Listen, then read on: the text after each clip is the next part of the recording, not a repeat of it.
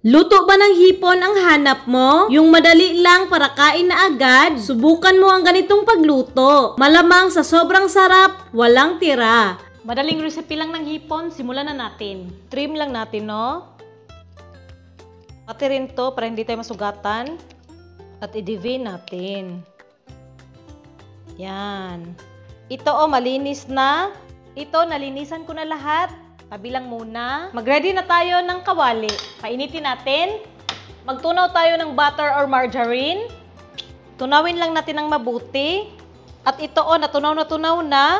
Lagyan natin ng madaming mantika. Charot lang. Konti lang para hindi lang masunog yung butter. Yan. Tapos paghaluin. At dito na natin ilunod ang mga hipon. Yan. Ha. Woohoo! Tapos haluin natin. Gagamit ako ng luwag. Luwag, asa ka.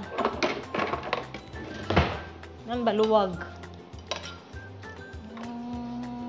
At takpan natin ng 3 minuto lang. Ay, kauhaw.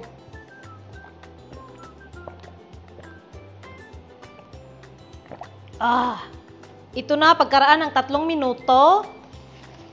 Haluin ulit. Muta na. Ang bango. Ang sarap na tingnan, no? Pero wala pang timpla, so titimplahan natin. Minced na bawang. Mga isang bulb. Maglalagay ako ng sili kasi gusto ko maanghang. Pero kung ayaw mo ng maanghang, huwag mo lagyan, no? Yan. Konting asin. Paminta. Tapos asukal. Panghuli ang oyster sauce.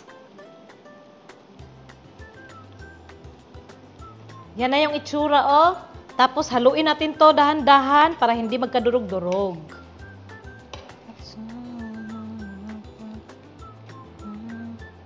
Ang sarap na tingnan, no? Pero kita nyo naman na hindi pa luto, so tatakpan muna natin at hayaan natin hanggang maluto. Silip-silipin mo lang, ganyanin mo lang. Charot. Parang orange na talaga sa loob, so silipin na natin. Ayan, oh.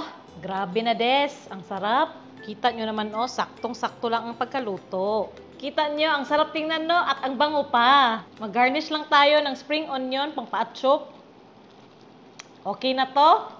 Pero nasa sa inyo kung lalagyan nyo ng mais. Meron na akong niluto dito. Lagyan lang natin sa gilid para pang dami ba. Grabe na, des. Perfect. Hanguin na natin to. Anong masasabi mo sa recipe natin ng hipon? Yan, oh. Oh, babalatan ko lang. Tapos sausaw. Oh, ha. Tapos habhabunda yun.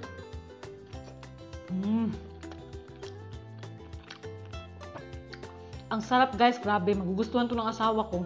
Sakto lang yung anghang, which is really good. Ang sarap. Hapunan namin to. Magluto na rin kayo dyan.